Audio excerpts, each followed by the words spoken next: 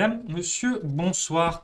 Je suis Thomas Peterson et voici les vraies fausses informations. En Australie, une femme est accusée d'avoir empoisonné 3 personnes après un repas aux champignons. La femme nie les accusations en bloc, déclarant, je cite, qu'elle est elle-même victime du néo-féminisme, qui a fait des femmes des cuisinières médiocres.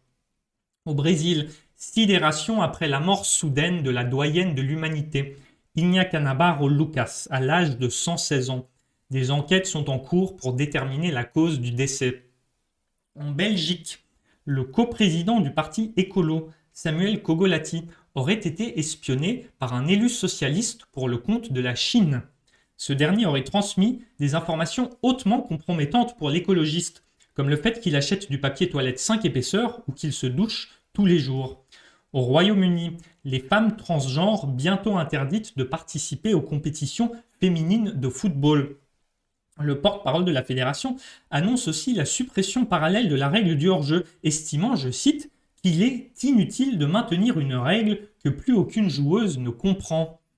En Inde, une influenceuse de 24 ans se suicide insatisfaite de son nombre de followers.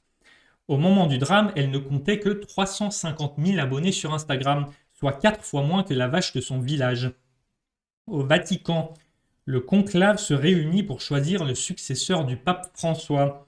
Après Comic-Con, il s'agit du plus grand rassemblement de puceaux dans une même pièce cette année. Afghanistan, où une jeune femme met fin à ses jours pour ne pas être mariée de force avec un taliban. Malheureusement pour elle, elle sera intégrée à son quota de vierges à sa mort et passera l'éternité dans son lit. En France, 20 ans après, Jade, abandonné bébé dans une boîte à chaussures, a retrouvé ses sauveteurs, un couple passionné de la langue française, et leur a dit, je cite, « Je suis grave ému », à la suite de quoi ces sauveteurs ont déclaré, je cite toujours, « profondément regretter leurs actions ».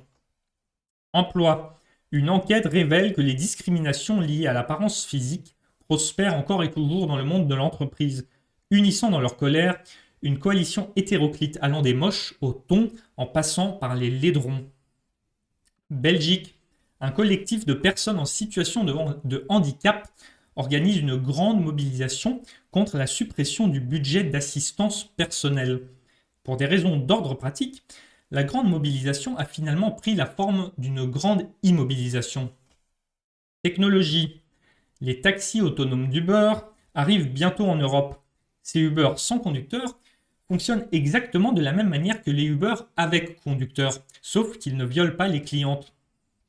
Asie finalement, où dans un contexte géopolitique très tendu, l'Inde coupe l'eau au Pakistan. Avec beaucoup de sagacité, les Pakistanais ont anticipé cette décision et ont cessé de se laver il y a 8 siècles. Je suis Thomas Peterson, c'était les vraies fausses informations. Merci pour votre confiance et à bientôt.